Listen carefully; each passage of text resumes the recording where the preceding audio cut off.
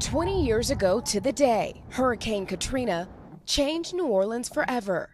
Catastrophic levee failures, plunging 80% of the city underwater, trapping thousands in their homes.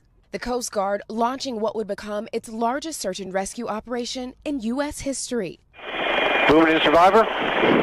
Bobby Jean Murrow, her daughter and granddaughter Cassidy, then just 4 months old, were among the first airlifted out. Oh, I was terrified. Recounting that horrifying day, the water rushed in. I looked back down and the water was already halfway up the stairs. What went through your mind when you saw that? We were gonna die. I got on my knees and I prayed. And she was hysterical. Her mother was hysterical. She was screaming, "Why, God, why, why?" I kept calling, "Mayday, Mayday, we need help." And this voice came on. It was like, I can't explain to you how happy I was. He said, "This is the United States Coast Guard. What's your location?" The Coast Guard airlifted more than 6,000 people to safety after Katrina, rescuing more than 30,000 in all, including by boat and land. Some of those Coast Guard heroes reuniting today near the city they helped save. Special to see these people that I have this indescribable bond with. Pilot Maria Richardson graduated from flight school just 3 days before Katrina made landfall.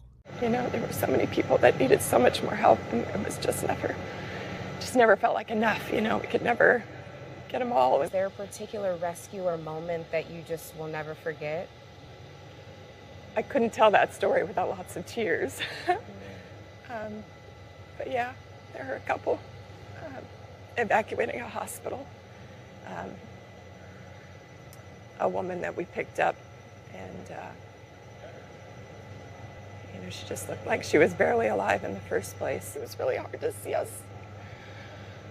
take her from a really bad situation and put her into another not very good situation, but it was, you know, it was all we had at the time. It was all we could do to help in that moment. 2 decades later, the memories still fresh. At what point did you realize Katrina was different?